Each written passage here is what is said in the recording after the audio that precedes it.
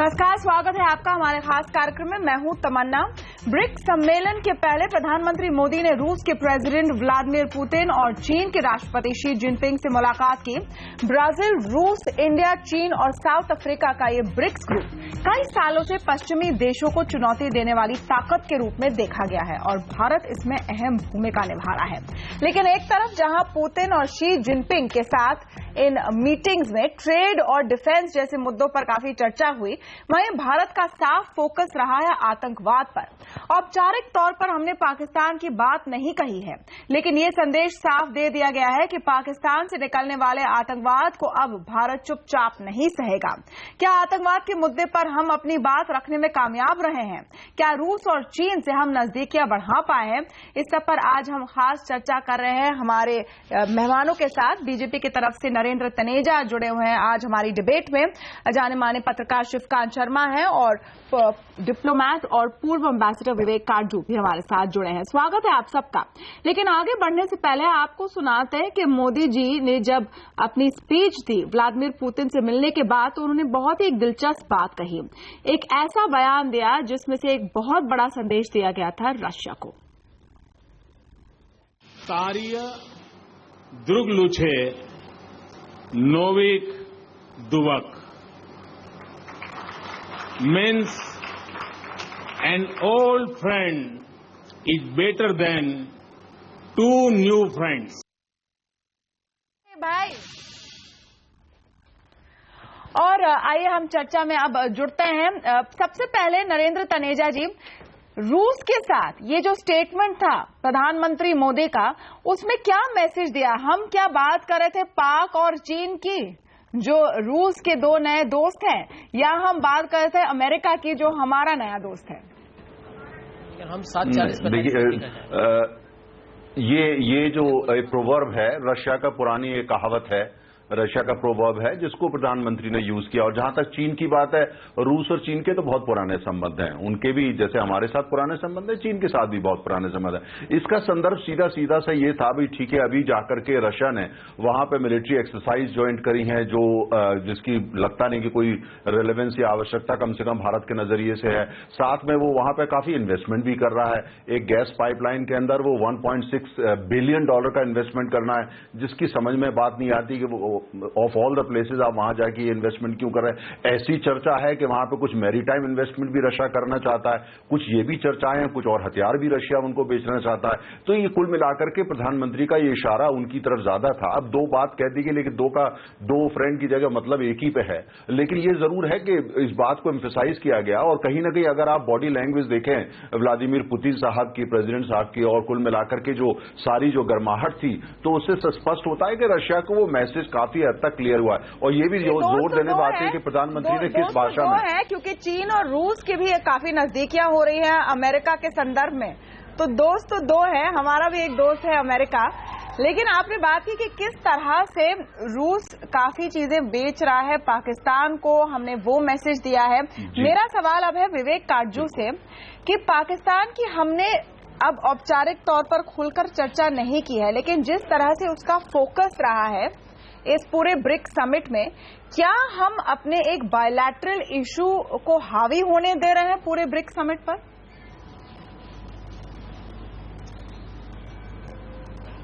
नहीं, देखिए, जो भारत और रूस का आज एनुअल समिट हुआ, और इस पर नजर हमें डालनी है कि ये साइडलाइन पर ही मीटिंग नहीं थी।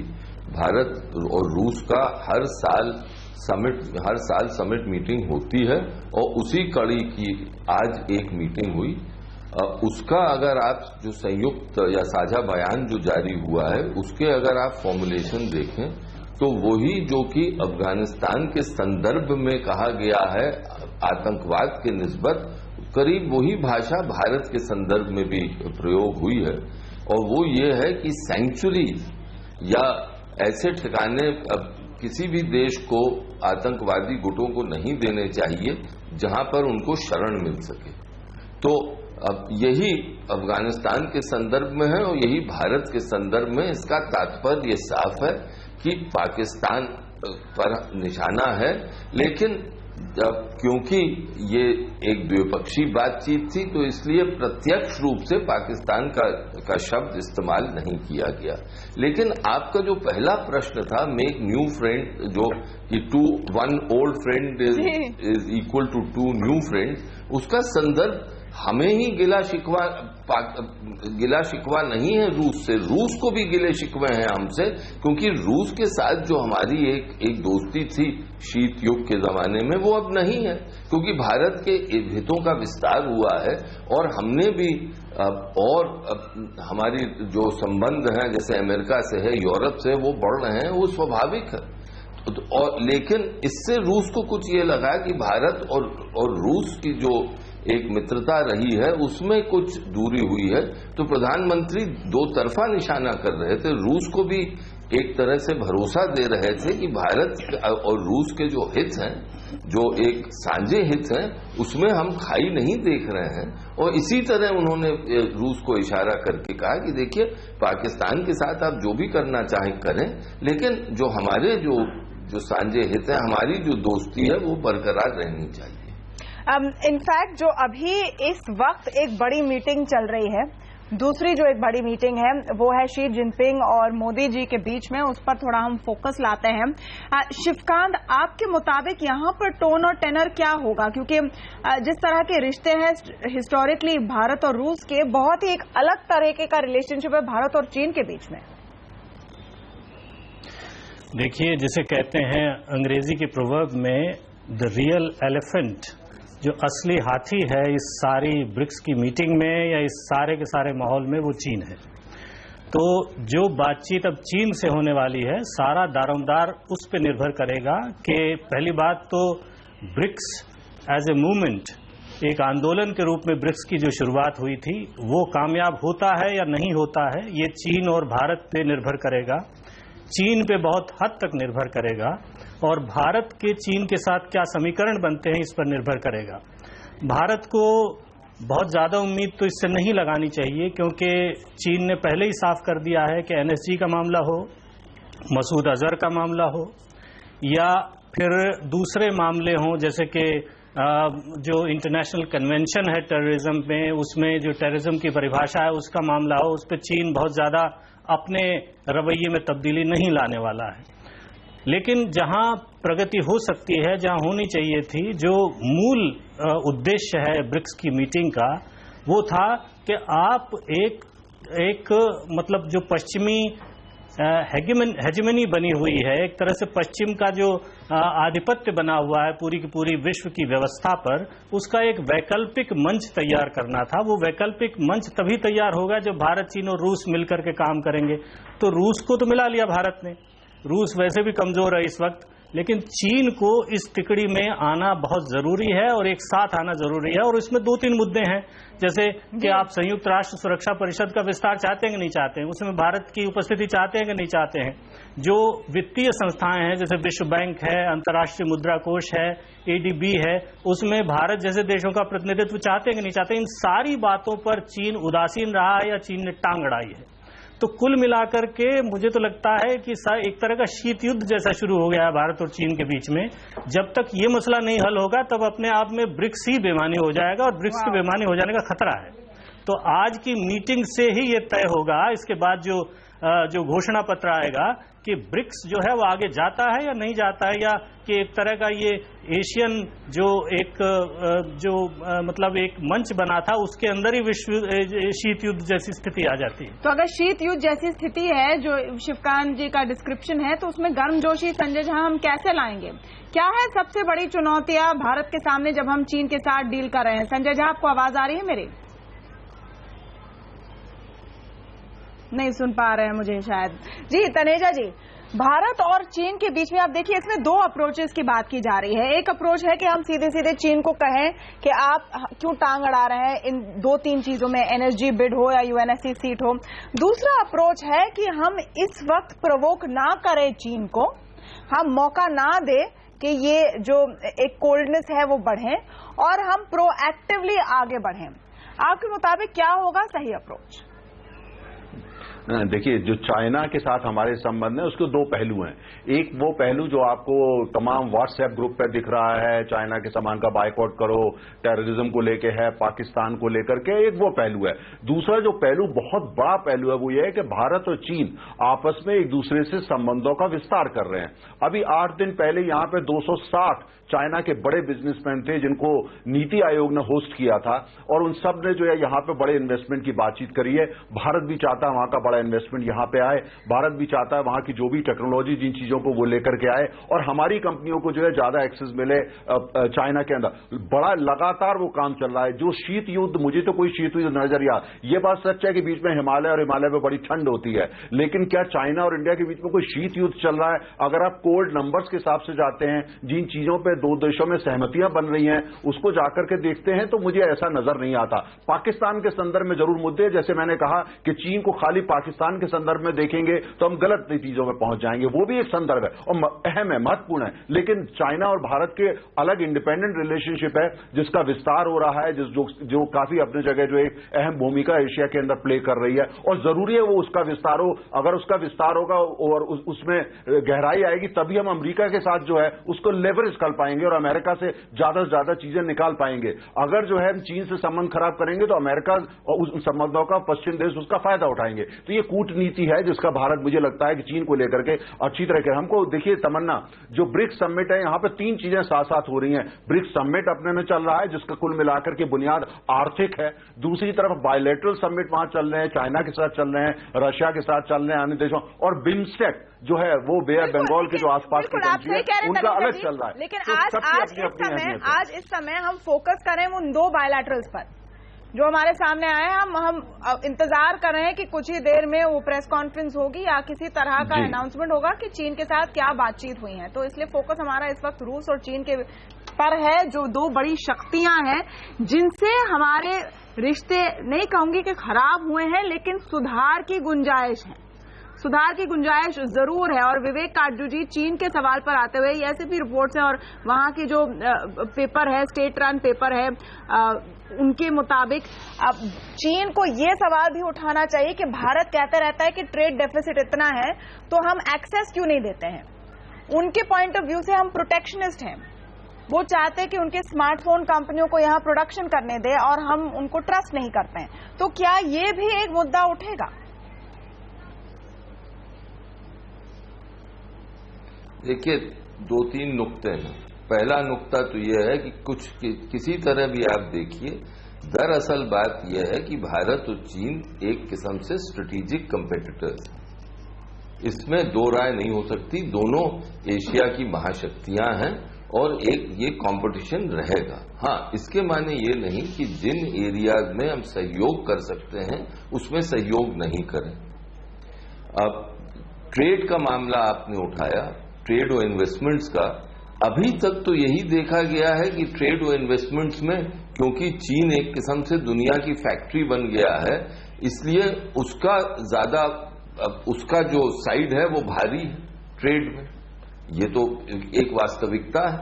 चीनी बाजार हमारे उद्योगों के लिए, हमारे ट्रेड के लिए उतना खुला नहीं है जितना हमने अपना बाजार खोला हुआ है चीन के लिए, और हमें चीन पर इस मामले में प्रेशर डालना ही पड़ेगा। दूसरी बात रही स्ट्रेटेजिक कंपटीशन।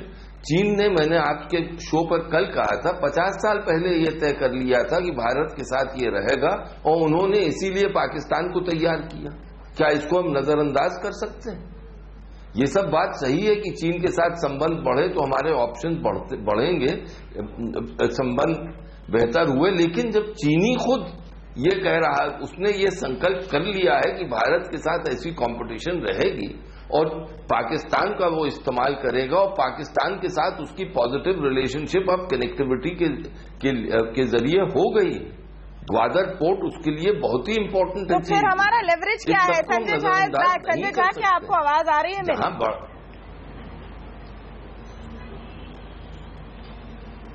तमन्ना, मैं आपको सुन पा रहा हूं। ओके संजय झा, मेरा आपसे सवाल है कि हमने काफी सारी बात की है कि चीन के साथ क्या चैलेंज है, चाइनीज चैलेंज है क्या।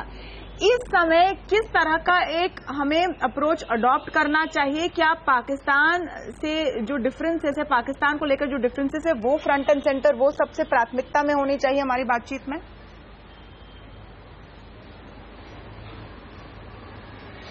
देखिए, जहां तक चीन का सवाल है, मैं समझता हूं कि अमेरिका से ज्यादा अभी चीन का एक बहुत ही महत्वपूर्ण एक भूमिका होगा हमारे नेशनल इंटरेस्ट में। तमन्ना जी, मुझे आपका मेरे आवाज का बहुत एको आ रहा है, जरा उसको जरा देख लीजिएगा। जी जी। मैं इतना ही कहूंगा कि एक जहां तक इकोनॉमिकली यदि आप एक तुलना करेंगे तो आप इसमें कोई शक ही नहीं है कि अभी चीन भारत से बहुत ही ज्यादा विशाल है। वहां पर उनके जीडीपी के उनके साथ कोई तुलना करना मैं समझता हूं कि अभी उचित नहीं होगा। लेकिन जहां तक एक जियो पॉलिटिकल यदि नेशनल सिक्योरिटी की आप बात करते हैं तो ये मत भूलिए कि भारत ने जब अपना परमाणु बॉम्ब का टेस्ट किया था, हमने न्यूक्लियर टेस्ट किया था, तो हम पाकिस्तान के बारे में सोच नहीं रहे थे, हम चीन के साथ हम एक पैरिटी की देख रहे थे। तो यहां पर अभी चीन का एक तरीके से जिस तरीके से साउथ चाइना सी में उन्होंने बहुत ही आक्रामक एक शैली दिखाया है, एक इंटरनेशनल ट्राइब्यूनल का जो निर्णय हुआ उसको भी उन्होंने नकारा, उसको नजरअंदाज किया, उसको खारिज किया है। ये यही सिद्ध करता है कि देखिए चीन एक ग्लोबल एक तरीके से ग्लोबल उसके अभिलाषा बहुत बढ़ते जा रहे हैं। चीन, आपको भी याद होगा तमन्ना जी, एक अपने युआन को एक वर्ल्ड करेंसी बनाना चाहता है। तो एक तरीके से इकोनॉमिक सुपर पावर तो चाइना है, उसको कोई उसके बारे में तो कोई दो राय है ही नहीं। तो इसीलिए उनका जो एक भूमिका होगा हमारे और पाकिस्तान के बीच में, वो मैं समझता हूं कि एक केंद्र बिंदु होना चाहिए ब्रिक्स में। हमें पूरा विश्वास है कि मोदी जी को इसके बारे में काफी चिंता होगा, क्योंकि ये इकोनॉमिक ये कॉरिडोर की ही बात नहीं है। ये मत भूलिएगा कि पाकिस्तान में पाकिस्तान ने जो परमाणु बॉम्ब बनाया उसमें चीन का भी बहुत सहायता था। तो चीन यहां पर पाकिस्तान को किसी न किसी तरीके से, जैसे आपने देखा होगा कि मसूद अजहर के बारे में उन्होंने यूनाइटेड नेशंस में हमेशा कहा है कि उसको हम आतंकवाद घोषित नहीं करेंगे। तो चीन का मैं समझता हूं कि चीन को हम किस तरीके से उनको हम हैंडल करें, यही इस ब्रिक्स समिट में एक बहुत ही एक अहम मुद्दा होगा। तो फिर वही सवाल आता है तनेजा जी कि हमारा लेवरेज क्या है? जब हमें चीन को हमारी बात समझानी है और कोई कारण नहीं है कि वो हमारी बात समझे, तो हमारे पास वो कौन सा एक मुद्दा है जिसको लेकर हम अपनी बात समझा पाए? देखिए, ये मुद्दों की बात नहीं है, ये पूरा जियो पॉलिटिक्स का बड़ा शतरंज का खेल है। चीन अपने पत्ते खेल रहा है, उसने पाकिस्तान को आणविक हथियार दिए, वो पाकिस्तान में $46 बिलियन इन्वेस्ट कर रहा है कॉरिडोर के अंदर, वहां पोर्ट डेवलप कर रहा है। उनने कल बांग्लादेश में जाके कहा कि $20 बिलियन वो बांग्लादेश में भी इन्वेस्ट करेगा, उसके बारे में उन लोगों की सहमति हो रही है। अच्छा, तो ये तो शतरंज का खेल है। हम लोग जो है साउथ चाइना सी को लेकर के हमारी एक अलग पॉलिसी है जिससे चाइना के अंदर बेचैनी है। हम वियतनाम को ब्रह्मो मिसाइल वगैरह देने की बातचीत कर रहे हैं, वियतनाम को मजबूत कर रहे हैं। हम जापान से अच्छे रिलेशंस बना रहे हैं, रशिया से भी हमारे रिलेशंस अच्छे हैं, अमेरिका से हमारे अच्छे रिलेशंस हैं। तो कुल मिलाकर के जो भारत है, चाइना की कोशिश है कि पूरे एशिया का दादा वो बन जाए, हेजीमोन वो बन जाए। भारत की पूरी कोशिश है कि ये ना हो पाए। तो चाइना अपनी कोशिश कर रहा है, भारत, जापान, वियतनाम, ऑस्ट्रेलिया और अमेरिका सब मिलकर अपनी कोशिश कर रहे हैं। ये राजनीति है, लेकिन इसके साथ साथ ये देखना है कि कहां पे जो है संबंधों को बढ़ाया जा सकता है। जहां बढ़ाया जा सकता है आर्थिक संबंधों को, उनको बढ़ाया जाएगा। और जहां पे चाइना को चेकमेट करने की जरूरत है, पाकिस्तान हो, वियतनाम हो, बांग्लादेश हो, उसको वो भी किया जाएगा। देखिए, इसको अगर हम ये ब्लैक एंड व्हाइट में देखेंगे तो हम गलत नतीजों पर पहुंच जाएंगे। चाइना अपना खेल खेल रहा है, ब्लैक एंड व्हाइट चाइना अपना खेल खेल रहा है और हम लोग का सवाल है नहीं, हम अपना खेल खेल रहे हैं। नहीं, लेकिन तनेजा जी, जैसे आपने कहा, इसको अगर पूरे जी कॉन्टेक्स्ट में देखें तो पाकिस्तान फोकस में है। इससे हम बिल्कुल है। देखिए, हमारा जहां तक प्रश्न है जी, संजय झा, मैं एक शब्द कह लूं, पाकिस्तान बिल्कुल फोकस में है। ओके, एक मिनट संजय झा। तमन्ना जी, जी तमन्ना जी, मैं समझता हूं कि चीन का जो ये पूंजी निवेश बांग्लादेश में होगा, इसके बारे में हमें बहुत गौर करनी चाहिए। देखिए, चाइना जहां भी, चाहे अफ्रीका में हो, चाहे इस बीच में मालदीव्स में हो, श्रीलंका में हो, एक तरीके से चाइना की जो एम्बिशंस हैं वो काफी बड़े हैं। और मैं तनुजा जी से इसमें इत्तेफाक रखूंगा, लेकिन ये चिंता की बात है क्योंकि भारत एक तरीके से यदि हमारे अपने रिश्ते मजबूत न हुए तो मालदीव्स और श्रीलंका जो हमारे दक्षिण में है और बांग्लादेश जो हमारे पड़ोसी बिल्कुल पूर्वी तरफ है और पाकिस्तान के साथ तो चीन का रिश्ता सब जानते हैं, तो एक तरीके से भारत गिर सकता है। तो मैं समझता हूं कि यहां सोचना पड़ेगा क्योंकि चीन किस तरीके से, चीन सिर्फ आर्थिक मदद देने के लिए यहां कोई दान नहीं दे रहा है। चीन का इसमें बहुत बड़ा एक लंबे दूरदृष्टि का एक उद्देश्य है और हमें इन सब चीजों के बारे में बहुत गौर से देखना पड़ेगा। इसलिए नेपाल भी एक छोटा देश हो, लेकिन नेपाल के साथ भी हमारे जो रिश्ते कुछ इसके बारे में कुछ मुझे चिंता है। इसमें एक जो एडवांटेज हमारे पास है, एक छोटा सा एडवांटेज जो हमारे पास है इस मुद्दे पर कि चीन से दूसरे देश पैसा तो लेते हैं लेकिन चीन पे उतना विश्वास नहीं करते हैं जितना भारत पर करते हैं। चीन को हर कोई देश जो उनसे फंड्स लेता है बहुत ही सस्पेशन से देखता है। एक शब्द कह लूं मैं तमन्ना जी। जी काजू जी कहिए, फिर एक छोटा सा ब्रेक लेना होगा। जी काजू जी। नहीं देखिए, ऐसा नहीं है कि हमारे पास कुछ लेवरेज नहीं है। अगर आप भूगोल देखें तो वो भूगोल ही हमें लेवरेज देता है। चीन कॉरिडोर बना रहा है। चीन क्यों बार बार कह रहा है कि भारत को बलूचिस्तान के मामले में बहुत सतर्क रहना चाहिए? इसलिए क्योंकि वो जानता है कि भारत के पास लेवरेज है। इसी तरह हमारे पड़ोस में हमारी लेवरेज है, तो मुझे इतनी ज्यादा चिंता नहीं है। हाँ, ये जरूर है हमें सतर्क रहना है क्योंकि चीन की तिजोरी आज भरी हुई है और जिसकी तिजोरी भरी होती है उसके पास क्षमता होती है। अब ये वित्तीय साधन से एक बल आता है देशों के पास, तो ये वास्तविकता है। तो इससे हमें कोई भयभीत होने की जरूरत नहीं है। ये तो खेल है, खेल खेलेंगे। हमारे पास भी हैं हथियार, डिप्लोमेटिक हथियार हमारे पास भी हैं। एक और बड़ा एडवांटेज जो भारत के पास है कि जहां पर ब्रिक्स की दूसरे सारे देश किसी न किसी स्लो डाउन या इकोनॉमिक मोड पर आर्थिक स्थिति में थोड़े दबाव में है, वहां भारत की ग्रोथ कम से कम कंसिस्टेंट नजर आ रही है। ये किस तरह का एडवांटेज बन सकता है, इस पर हम चर्चा करेंगे। एक छोटे से ब्रेक के बाद जाएगा।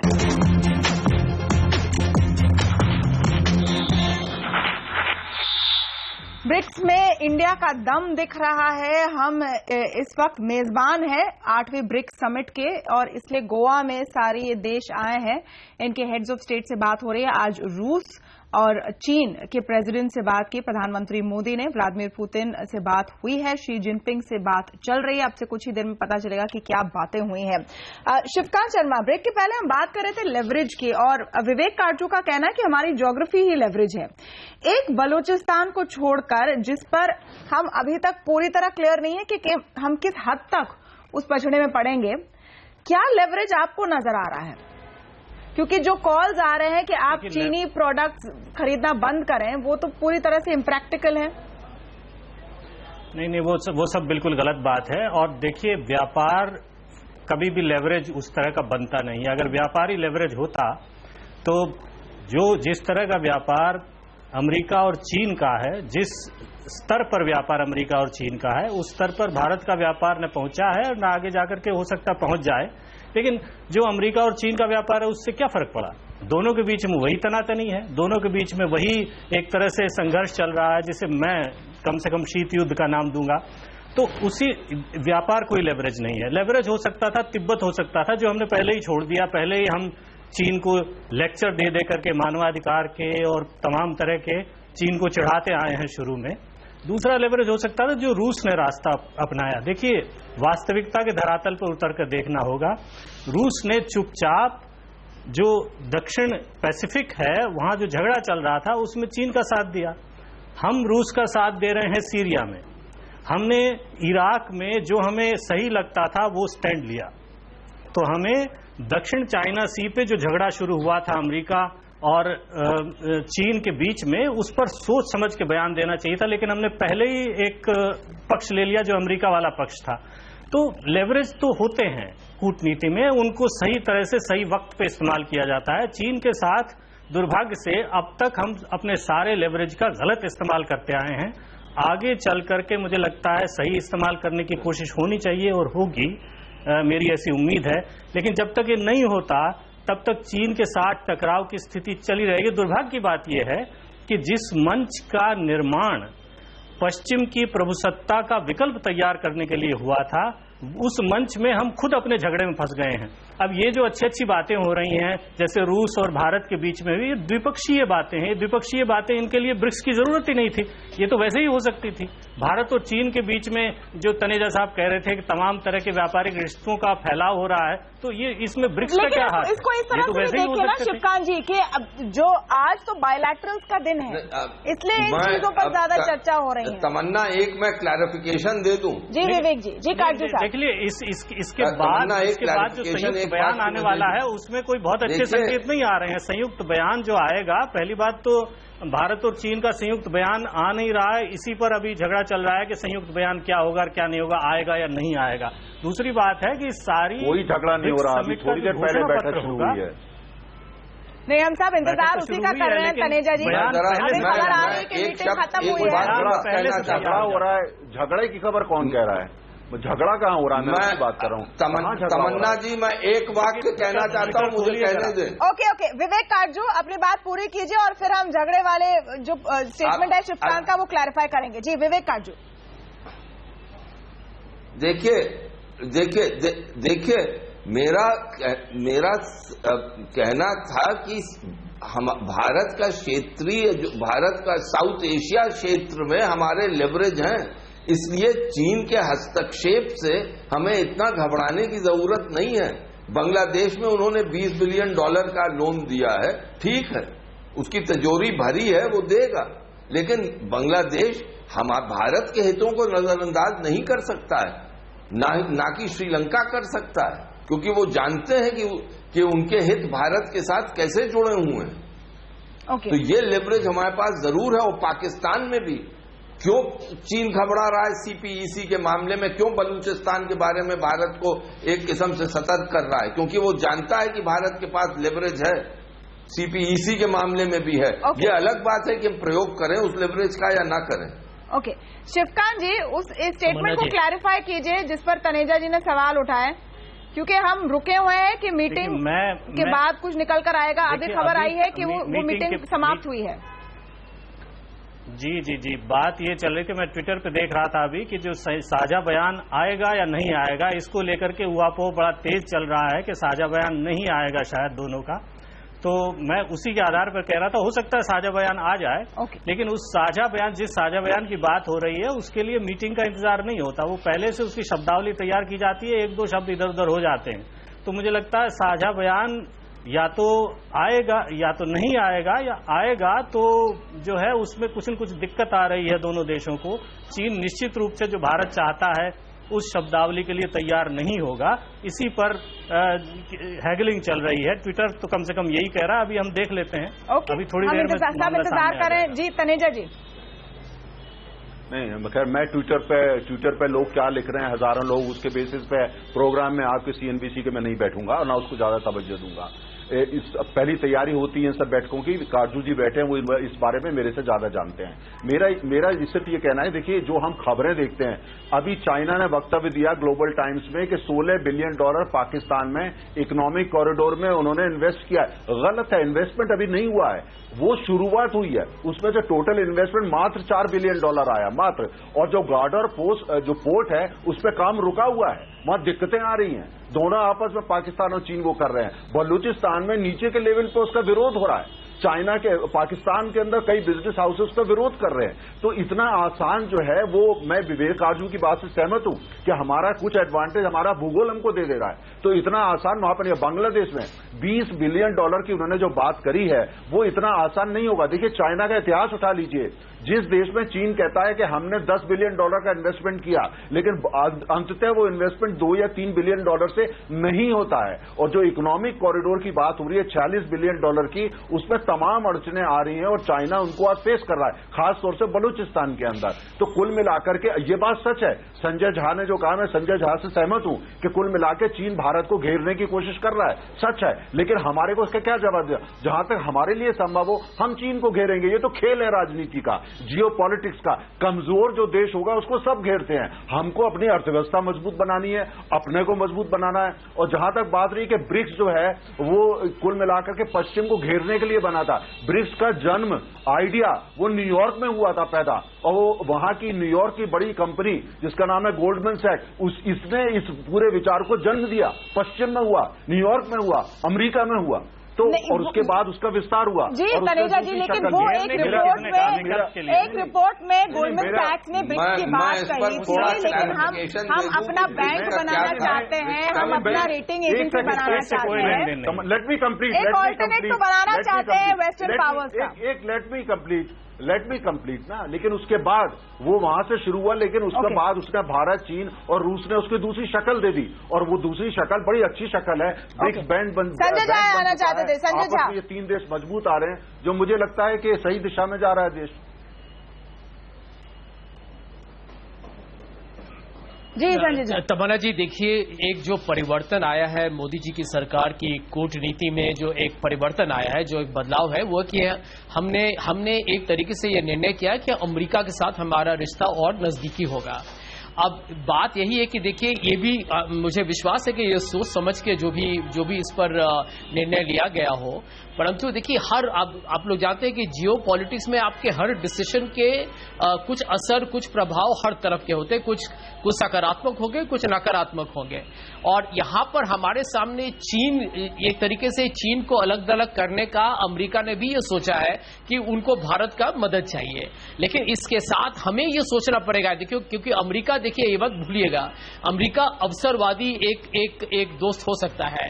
अभी मैं समझता हूं कि भारत को ये सोचना पड़ेगा, क्योंकि मान लीजिए कि यदि आप, हमारे बारे में सबसे चिंताजनक विषय क्या है, वो ये है कि हम किस तरीके से पाकिस्तान पर दबाव लाएं, और दबाव लाने के सिर्फ 2 देश हैं, चीन और अमेरिका, जो पाकिस्तान को बहुत सहायता देते हैं। ब्रेक लेना होगा। आप लाइव फुटेज देख रहे हैं, तो आप सबसे ताजा फुटेज देख रहे हैं इस वक्त। उनको टेररिज्म पर उनको सपोर्ट चाहिए। जो साउथ अफ्रीका और भारत के बीच में, एक मिनट काजू जी कहने दें मुझे, एक मिनट काजू जी, तुरंत हम लौटेंगे, छोटा सा ब्रेक लेंगे। उसके पहले मैं बता दूं कि जो फुटेज आप स्क्रीन पर देख रहे हैं, जो तस्वीरें आप देख रहे हैं, वो बेसिकली अब भारत और साउथ अफ्रीका के बीच में बायलैटरल्स शुरू हुई है, यानी चीन के साथ जो बातचीत थी वो समाप्त हुई है। हम इंतजार कर रहे हैं अब से कुछ ही देर में कि एक औपचारिक तौर पर ऐलान हो कि क्या साझा बयान निकला है, क्या डिसीजंस लिए गए हैं भारत चीन के इस बातचीत के बाद। लौटेंगे जल्दी, जाएगा नहीं।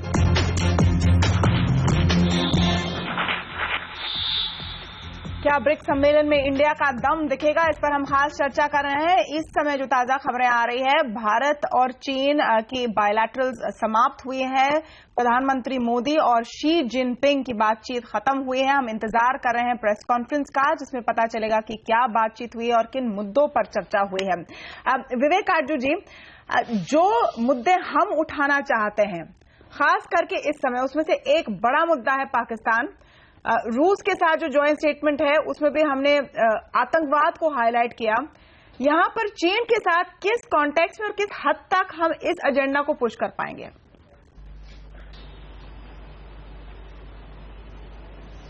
देखिए, चीन के साथ जो हमें कहना है वो तो प्रधानमंत्री को कहना चाहिए। पाकिस्तान के बारे में और पाकिस्तान से जो आतंकवाद आ रहा है उसका जो भी हमारी भावना है, जो हम सफर कर रहे हैं आतंकवाद, वो स्पष्ट करना चाहिए चीन को, उसमें हमें हिचकिचाना नहीं चाहिए। लेकिन मेरा इसके साथ साथ ये भी मानना है कि जब तक राजनयिक रूप से जमीन तैयार नहीं हो जाए, तब तक प्रधानमंत्री के स्तर पे कोई मांग नहीं की। जैसे एनएसजी के मामले में अगर ये है कि चीन का रवैया नकारात्मक है, तो मुझे नहीं लगता है कि प्रधानमंत्री को वो रेस करना चाहिए। दस्तूर तो यही कहता है। मसूद अजहर का मामला जो है, वो हम डिप्लोमेट्स जो हैं वो अपने लेवल पे करते हैं, और फिर अगर ऐसा लगता है कि 1-2 चीजें बच गई हैं जो कि जब प्रिंसिपल्स मीट करेंगे यानी प्रधानमंत्री और चीन के राष्ट्रपति मिलेंगे तो वो मामला सुलझ जाएगा, तब वो रेस किया जाता है। क्योंकि अगर देशों के बीच में शिखर स्तर पर अगर एक हेड ने या एक नेता ने कुछ प्रस्ताव रखा और दूसरे नेता ने उसको नामंजूर करा, तो उसका असर जो रिश्ते हैं उसमें बहुत बुरा पड़ता है। तो ट्रेडिशनल डिप्लोमेसी तो यही है, यही डिप्लोमेसी हमने सीखी और 36 साल प्रैक्टिस करी। तो आप क्या कह रहे हैं काटजू जी, अब जो डिप्लोमेसी हो रही है वो ट्रेडिशनल डिप्लोमेसी नहीं हम है? रेस करेंगे नहीं, आप ये किस संदर्भ में कह रहे हैं? जो इस वक्त डिप्लोमेसी हो रही है वो ट्रेडिशनल डिप्लोमेसी नहीं है? कुछ देखिए, देखिए मेरा मानना यह है कि एनएसजी के निस्बत जो प्रधानमंत्री ने पिछली बार रूस के प्रधानमंत्री से कहा था जब एनएसजी मीटिंग सोल में चल रही थी, तो मेरा मानना है कि वो उचित नहीं था, क्योंकि ये संदेश वहां चीन से आ रहा था कि उनके राष्ट्रपति उसको नजरअंदाज करेंगे, और वो हुआ। तो इसलिए अपनी बात हमें रखनी चाहिए, लेकिन मांग जब कोई नेता करता है दूसरे नेता से, तो उसकी पुख्ता जमीन तैयार पहले से होनी चाहिए राजनयिक रूप से। Okay, fair point. Narendra Taneja ji, चीन की जो एक कूटनीतिक रणनीति नजर आती है कई सालों से, वो कैरेट एंड स्टिक है। एक तरफ वो कुछ ऐसी बातें कहते हैं या आप कह सकते हैं कि दबाव डालने की कोशिश करते हैं, दूसरी तरफ कुछ ऐसा दे देते हैं जिससे सामने वाला खुश भी हो जाए। हमारे केस में क्या कुछ ऐसे हम सॉफ्टनिंग ऑफ स्टांस देख सकते हैं जहां चीन भी हमारी बात माने? वो या तो एनएसजी का मामला हो, उन्होंने ऑलरेडी संकेत दिए कि एनएसजी के मामले पर वो विचार कर सकते हैं, या फिर मसूद अजहर का मामला हो। नहीं, देखिए, जो कैरेट एंड स्टिक की आपने बात कही, चाइना कई जगह खेलता और कई जगह नहीं खेल पाता, कई मुल्कों से वो नहीं खेल पाता। हम भी कई देशों के साथ कैरेट एंड स्टिक खेलते हैं, कई जगह सफल होते हैं, कई जगह सफल नहीं होते। चाइना बड़ी अर्थव्यवस्था है, भारत से 6 गुना बड़ी अर्थव्यवस्था बन चुका है, आकार में साइज में भी 3 गुना भारत से बड़ा है, और कुल मिलाकर के चाइना के साथ कैरेट एंड स्टिक वो भी जहां तक संभव होता है कूटनीति अच्छी खेली जाती है, और चाइना इस बात का सम्मान करता है। और जहां तक बात रही कि भाई पूरी तैयारी के साथ, मैं पूरी तरह विवेक काटजू के साथ सहमत हूं, और लेकिन साथ में मेरा ये भी कहना है कि हमारी सरकार की, बीजेपी सरकार की जो तैयारी होती है वो पूरी पुख्ता तैयारी होती है, जिसमें एमईए के राजनयिक जो काफी अनुभवी हैं, विवेक काटजू साहब जैसे ही लोग हैं, उसके तैयारी के बाद ही बात को लिया जाता है। लेकिन हां, इतना जरूर है कि जहां जहां आवश्यकता होती है, अगर पर्सनल केमिस्ट्री लीडरशिप में बनती है, जहां बनती है और लगता है कि उससे राष्ट्र को फायदा होगा या कूटनीति में उसका प्रयोग किया जा सकता है, तो वहां उसका किया जाता है, और जहां लगता है कि नहीं किया जा सकता वहां नहीं किया जा सकता। पाकिस्तान के मसले में एक हद पे किया गया, लेकिन अब लगा कि वो संभव नहीं हो पा रहा, वहां जो चीन के साथ भी किया गया, छोड़ दिया गया। चीन के साथ भी किया गया, बिल्कुल आपने सीखा। वो दृश्य हमें याद है कि चाइना ने पर 2 नेता बैठे थे और वो आउट ऑफ द बॉक्स देखिए, चीन के साथ एनएसजी का मामला आपको ये भी याद रखना पड़ेगा, आपको ये भी याद, विवेक जी एक सेकंड, आपको ये भी याद होगा, वो झूले के सीन आपको याद है, जब हमारे प्रधानमंत्री वहां गए तो उनका भी उसी हिसाब से जो है चीन के राष्ट्रपति वहां पहुंचे, वहीं के रहने वाले, उन्होंने स्वागत किया, उन्होंने अच्छा स्वागत। इसीलिए देखिए, हमको सारी चीजों को उसी कॉन्टेक्स्ट में कहूंगा। ओके जी विवेक जी, देखिए, देशों के संबंध हितों पे आधारित होते हैं, दोस्ती नहीं होती है देशों में। हाँ, दोस्ती शब्द का प्रयोग जरूर किया जाता है, लेकिन जब तक हित मिलते नहीं है, हित एक दूसरे के साथ नहीं मिश्रण होता है हितों का, तब तक आगे गाड़ी नहीं बढ़ती। और पर्सनल केमिस्ट्री हाँ एक रोल प्ले करती है। अगर 2 नेता एक दूसरे को स्टैंड ही नहीं कर पाए और बिल्कुल उनमें आपस में बातचीत ही नहीं होती, तो इसका बुरा असर पड़ता है। लेकिन इसका अर्थ ये नहीं कि 2 नेताओं में अगर पर्सनल राब्ता है, पर्सनल दोस्ती है, तो मैं कंप्लीट कर लूं। पर्सनल दोस्ती है तो उसकी वजह से रिलेशनशिप ट्रांसफॉर्म हो जाएगी, नहीं। अगर यही होता तो शी जिनपिंग और मोदी जी की जो अच्छी एक बनती है, मैं अगर कहूं कि एक बनती है दोनों में, तो एनएसजी के मामले में वो रोड़ा खड़ा नहीं करते। तो इससे पर्सनल केमिस्ट्री की जो हद है अंतर्राष्ट्रीय संबंधों के और खास करके चीन के साथ, वो आप समझ लें, और खास करके चीन के साथ जो वो कहते हैं वो करते नहीं है अक्सर, ये उनकी कूटनीति का एक हॉलमार्क भी है। मुझे एक छोटा सा ब्रेक लेना है, छोटा सा ब्रेक लेना है। Let me take one small break, जल्दी लौटूंगी।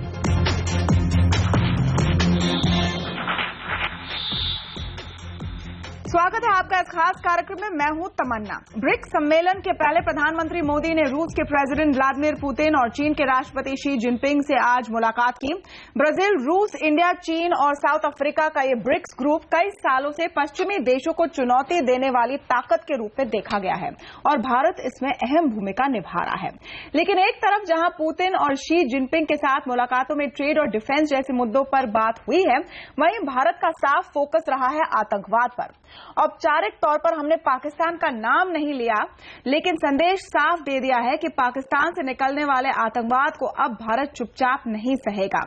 क्या आतंकवाद के मुद्दे पर हम अपनी बात रखने में कामयाब रहे हैं? क्या रूस और चीन से हम नजदीकियां बढ़ा पाए हैं? इस सब पर आज हम चर्चा कर रहे हैं और हमारे साथ जुड़े हैं मोदी डिप्लोमेसी पर चर्चा करने के लिए बीजेपी के प्रवक्ता नरेंद्र तनेजा, पूर्व डिप्लोमेट विवेक काजू और वरिष्ठ पत्रकार शिवकांत शर्मा। स्वागत है आप सबका। सबसे पहले तनेजा जी, चीन से जो बातचीत हुई है और उसका डिटेल जो सामने आया है, उसके मुताबिक हमने कहा है कि आतंकवाद एक की इशू है दोनों देशों के बीच में, लेकिन क्या बिहाइंड द सीन्स हमने पाकिस्तान की बात साफ साफ कही होगी? देखिए, जब भी हेड ऑफ द स्टेट की मीटिंग होती है और इस तरह का वक्तव्य, आपने देखा कि आतंकवाद पर कितनी बड़ी चर्चा करी विदेश मंत्रालय के प्रवक्ता ने।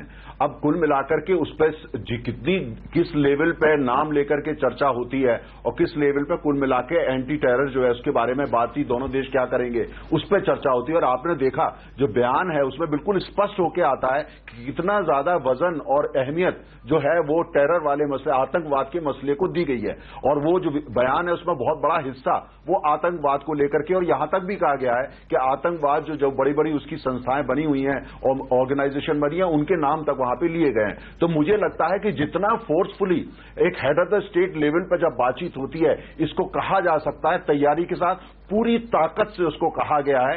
कूटनीति के अंदर कई दफे आवश्यक नहीं होता कि हर चीज का नाम लिया जाए या पब्लिक डोमेन में उसकी चर्चा की जाए, लेकिन जो स्टेटमेंट है विदेश मंत्रालय के प्रवक्ता, बिल्कुल स्पष्ट है कि पूरी ताकत से इस बात को चाइना से कन्वे किया। और कहीं ना कहीं चाइना ने, देखा है आपने कि कहीं ना कहीं चाइना ने उसमें लेकर के ये बताया है कि वो भारत की बात को किस हद तक सुन रहा है, कितना रिसेप्टिव है, और कुल मिलाकर के जो किस बात को गौर से करा गया। और कहीं ना कहीं उसको जो है वो, देखिए, हमको ये नहीं भूलना चाहिए कि चाइना भी कहीं ना कहीं आतंकवाद से पीड़ित है। लेकिन चीन की तरफ से कोई इस तरह का स्टेटमेंट नहीं है। चीन के प्रेसिडेंट ने जो कहा उसे कोट कर रहे थे हमारे एमईए, हमारे लोग कोट कर रहे थे क्या कहा है। तो उन्होंने उसमें, क्योंकि डिटेल्स हैं हमारे पास, उन्होंने कहा है कि आईसिल जैसे आतंकवादी संगठनों से हमें थ्रेट है, लेकिन शिवकांत जी, जो हम उम्मीद कर रहे हैं कि पाकिस्तान को लेकर चीन अपनी आंखें खोले, क्या वो उम्मीद जायज भी है या कम से कम उसकी तरफ हम एक कदम आगे बढ़े हैं? देखिए, ये बीच में कुछ और आ रहा है मेरे कान में, लेकिन अगर आप ध्यान से अगर आपने सुना हो विकास स्वरूप जी का जो पूरा बयान था, उसमें एक शब्द आया था फ्रैंकली। दोनों ने एक दूसरे की बात रखी। और दूसरी तरफ मैं ट्वीट पढ़ रहा था प्रधानमंत्री का, प्रधानमंत्री ने ट्वीट किया जी कि हम दोनों की बातचीत, शी जिनपिंग के साथ उनकी बातचीत काफी फ्रूटफुल रही। तो फ्रूटफुल यानी कि एक तरह से बड़े काम की या लाभदायक, और फ्रैंकली माने बेबाक। तो ये बातचीत को आप एक तरह से इसका निचोड़ इन दोनों शब्दों में छुपा है। तो दोनों के बीच में बहुत कम मुद्दों पे सहमति है। दोनों ने एक दूसरे की बात सुनी है, जो बात मैं पहले कह रहा था। चीन ने बड़ी शांति से प्रधानमंत्री ने जो कहा होगा उसको सुना है। कहीं भी सीमा पार आतंकवाद की बात पर चीन ने कुछ नहीं कहा है। भारत ने जरूर कहा है कि आतंकवाद एक ऐसा मुद्दा है जिसको हम दरकिनार नहीं कर सकते। भारत ने यह भी कहा है कि आतंकवाद पर किसी तरह के हम मतभेद नहीं रख करके चल सकते। आतंकवाद एक सार्वभौम जो है विश्व स्तरीय समस्या है, चीन ने इसको सुना है। तो कुल मिलाकर के ये एक सुनने सुनाने वाली बैठक है। इसमें न वो गर्मजोशी मुझे नजर आ रही है, न कुछ आगे बढ़ना नजर आ रहा है, न एनएसजी पे खाली ये कहा गया है कि हम आगे बात करेंगे, लेकिन एक सकारात्मक बात है। एनएसजी तो कुल मिलाकर के एनएसजी का मुद्दा हमने एनएसजी पे कहा गया है, आपने नहीं सुना। एनएसजी पे स्पष्ट कहा गया है कि पहला राउंड हो चुका है। पहला आगे एक सेकंड सुनिए, ये पहला राउंड नहीं, बिल्कुल गलत सुना। पहला राउंड हो चुका है और दूसरा राउंड चाइना में होगा, यहां तक ये बात करी गई जो विदेश मंत्रालय की। देखिए, आप इस तरह से बात करते हैं जैसे आवाम की चेंबर में आप बैठे हुए हैं। राउंड तो चलते रहते हैं, राउंड तो आपके सीमा विवाद पे 25 राउंड हो चुके हैं, राउंड से क्या मतलब है? अगर आपका ये रवैया है, आपकी ये सोच क्या हुआ है, तो फिर वो अलग बात है। विवेक काजू का एनालिसिस सुन लेते हैं। इसमें रवैये की बात नहीं है। देखिए, आप उसमें सकारात्मकता ढूंढने की कोशिश कर रहे हैं। हर चीज को खारिज करेंगे, आप हर चीज को खारिज करेंगे। शिवकांत शर्मा इंडिपेंडेंट एनालिस्ट के रूप में अपनी राय दे रहे हैं, सब अपनी राय दे, क्योंकि आप मैं खारिज कर रहा हूं तो मैंने कहा था साझा बयान नहीं आएगा, कोई साझा बयान नहीं है। विवेक काजू क्या कह रहे हैं, आइए सुनते हैं। एनएसजी की बात हमने उठाई। देखिए, हमारे 3 जो स्टिकिंग पॉइंट्स है, अगर हम इन्हें गिने कि हमें क्या क्या बात करनी थी चीन से, आतंकवाद जिसकी हमने बात की है, एनएसजी जो हमने उठाया और ट्रेड इम्बैलेंस, ये तीनों बातों को हमने सामने रखा है।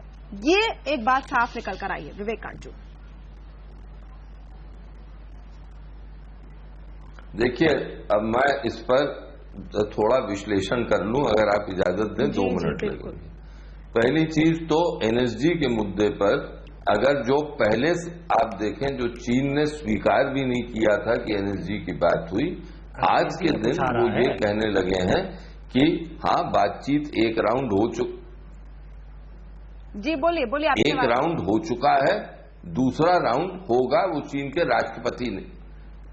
राष्ट्रपति ने कहा है कि अब दूसरा राउंड होगा। लेकिन इसमें बात अटक कहां रही है? बात अटक यहां रही है कि चीन ने साफ कह दिया है कि वो अगर एनएसजी में भारत के लिए दरवाजा खोलेगा तो उसको ये आश्वासन होना चाहिए कि पाकिस्तान के लिए भी दरवाजा खुलेगा, और जो एनएसजी के मेंबरान हैं वो उसको कबूल करेंगे। लेकिन वहां पे बात अटकी हुई है।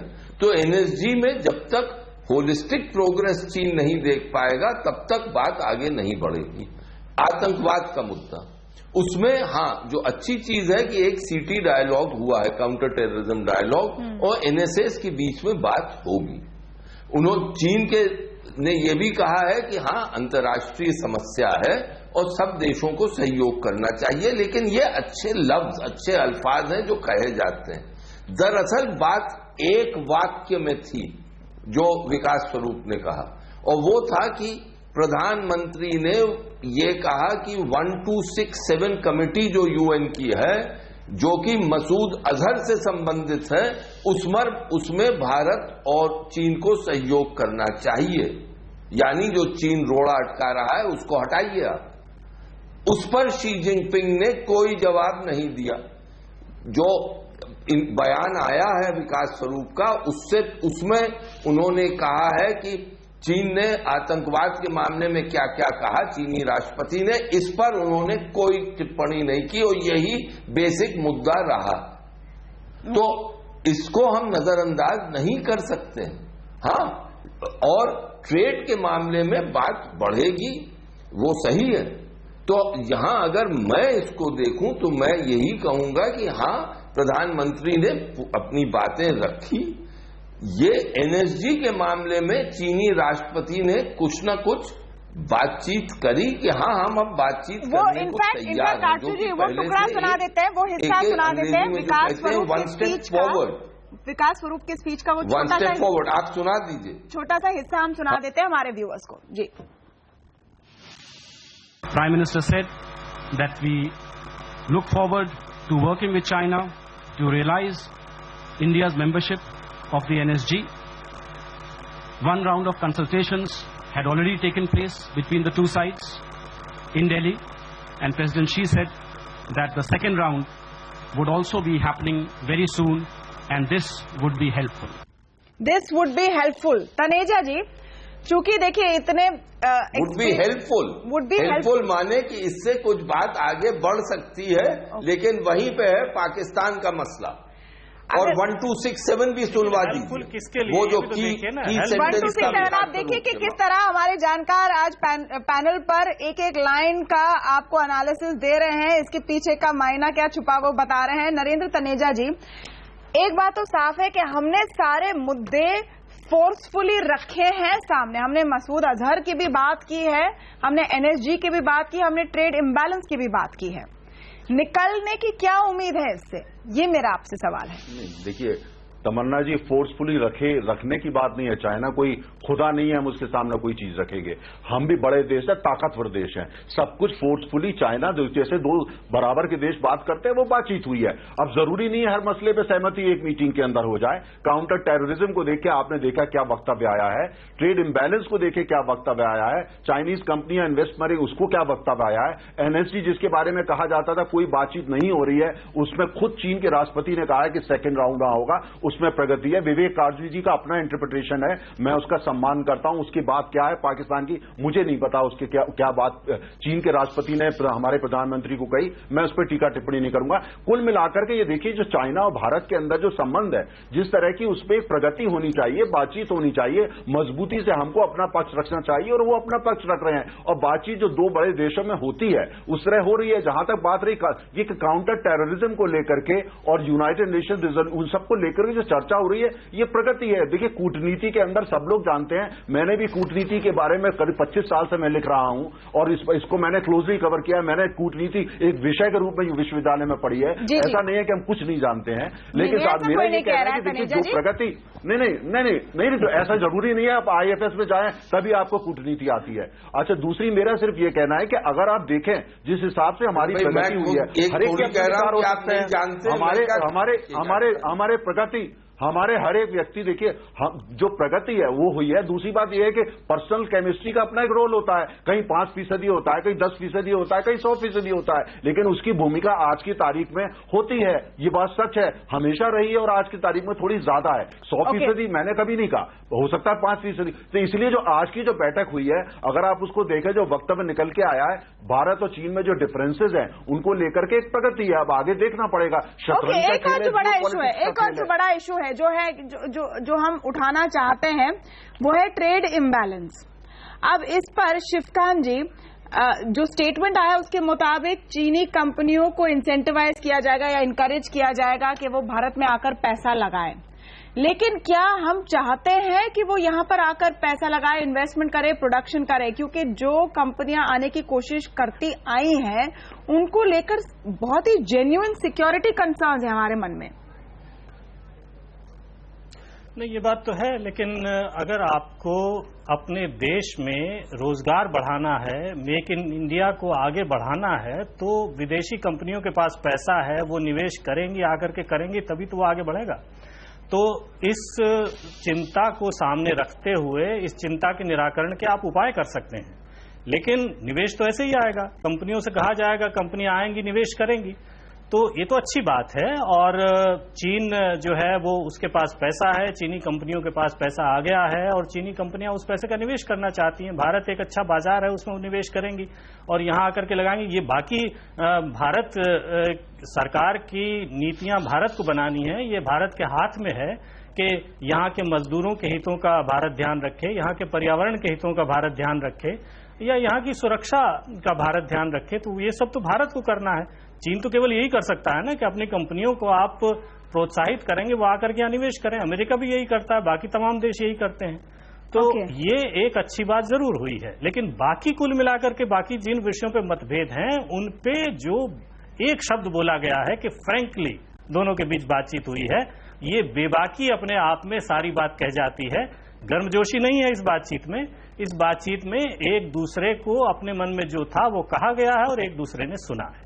ओके, एक दूसरे ने सुना है। और गर्मजोशी अगर शी जिनपिंग और मोदी जी के मीटिंग में नहीं दिखी हमारे एनालिस्ट को, पुतिन और मोदी जी का जो साझा प्रेस कॉन्फ्रेंस हुआ उनकी मीटिंग के बाद उसमें जरूर दिखी होगी। उसमें क्या प्रमुख बातें थी हम डिस्कस करेंगे एक छोटे से ब्रेक के बाद। जाएगा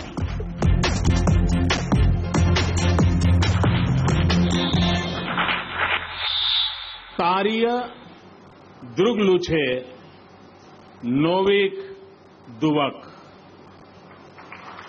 means an old friend is better than two new friends.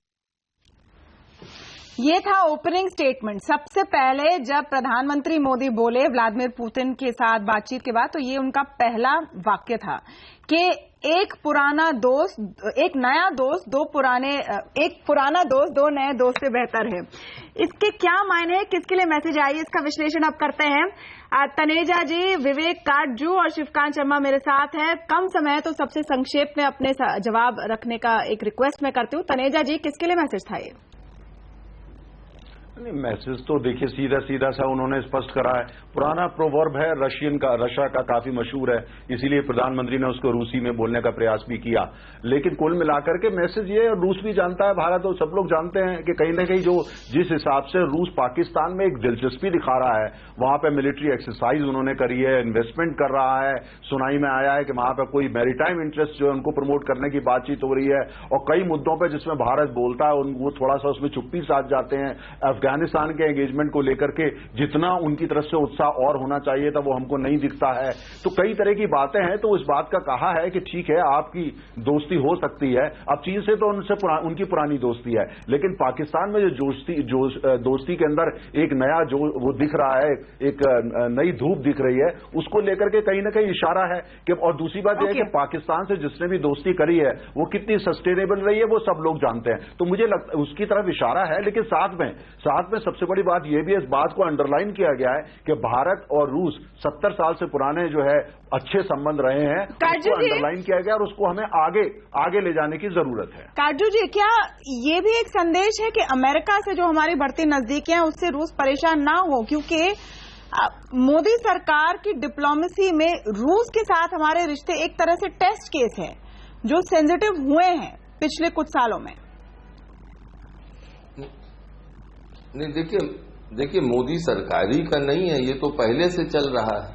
शीत युग के बाद से ये सिलसिला आरंभ हो गया कि भारत के, जैसे मैंने पहले कहा था, कि भारत के हितों का विस्तार हुआ है। हमारे रिश्ते और यूरोप के साथ, अमेरिका के साथ गहराए हैं और ये स्वाभाविक है।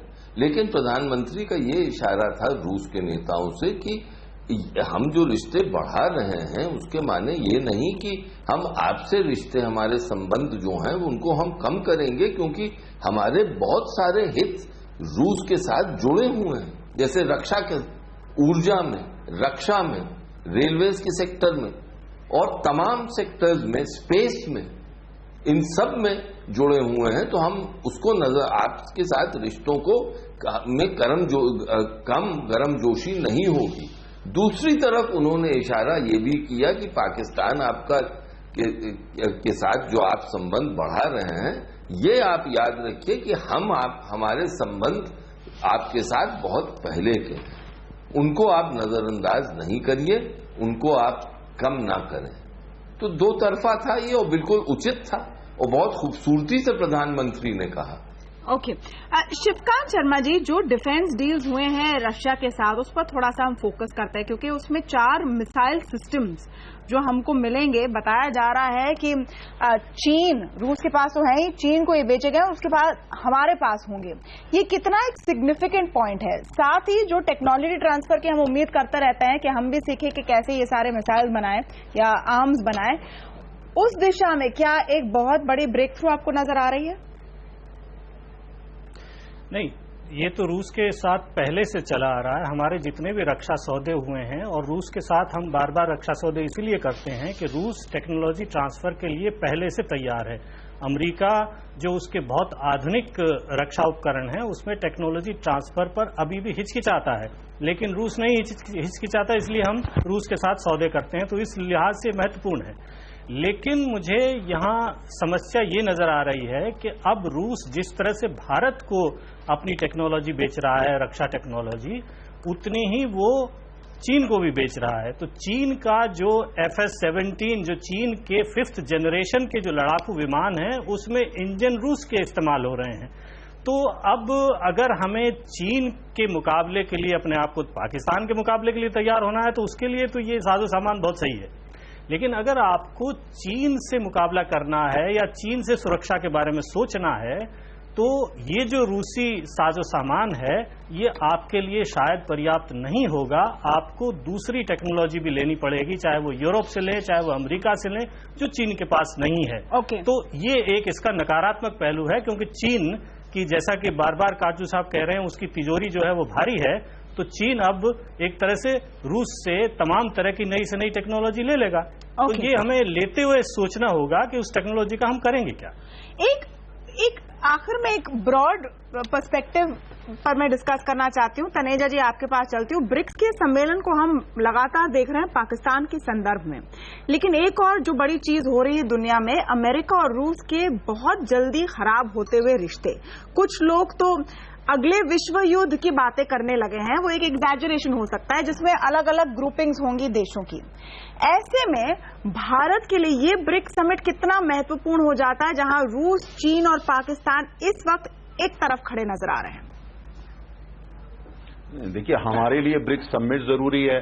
हमारे लिए चीन और रूस और भारत, इन तीन देशों का एशिया में संबंध अच्छे हों, टेक्नोलॉजी का आदान प्रदान हो, व्यापार का हो और विस्तार हो इस सब का, जिससे एशिया जो है इसका जो नया भविष्य हो वो ये तीन देश मिलकर रखे। और कहीं ना कहीं जापान की बड़ी भूमिका उसके अंदर रहे, वियतनाम की भूमिका रहे और जो आसियान के कंट्रीज है उनकी भूमिका रहे। तो ये करना है कि हमको साथ में ये भी, और कुल मिलाकर इसका कहीं ना कहीं संदर्भ अमेरिका से है। हमको ये, अगर हम सोचते हैं कि 100% अमेरिका से संबंध हो, औरों से खराब, ये संभव नहीं है। जितने अच्छे संबंध हमारे चीन और रूस के और हमारे तीन आपस में रहेंगे, जो शंघाई कोऑपरेशन है उसके अंदर भारत की भूमिका बढ़ेगी और दूसरी तरफ भारत की अर्थव्यवस्था बढ़ेगी। अमेरिका से जो हमारे संबंध है उतना ज्यादा हम उसका फायदा उठा पाएंगे, अमेरिका भी उठाएगा, हम भी उठाए। देखिए, कुल मिलाकर के ये बैलेंसिंग का गेम होता है कूटनीति, और उसके अंदर जो है बैलेंसिंग के अंदर जितना हम अपने को मजबूत रखेंगे, हमारे संबंध और कूटनीति उतनी मजबूत होगी, अर्थव्यवस्था मजबूत होगी, हमारे अंदर के अंदर फॉरेन पॉलिसी को लेकर कंसेंसस होगा, उतनी अच्छा खेल जो है ये जियोपॉलिटिकल शतरंज के जो खेल लैंडस्केप होता है, हम उसको खेल पाएंगे और अपनी राष्ट्रीय इंटरेस्ट जो है, नेशनल इंटरेस्ट, उसको प्रोटेक्ट कर पाएंगे। चीन और रूस से मुलाकात सबसे बड़ी चुनौती मानी जा रही थी ब्रिक्स सम्मेलन के इस पूरे दौर में। ये पहला फेज तो समाप्त हुआ है, जहां पर भारत ने अपनी बात साफ तौर पर रखी है। उसका रिस्पांस अब किस हद तक आएगा, ये अब आगे देखने वाली बात होगी। बहुत बहुत शुक्रिया आप सबका आज हमारे साथ इस खास कार्यक्रम में जुड़ने के लिए। नमस्कार।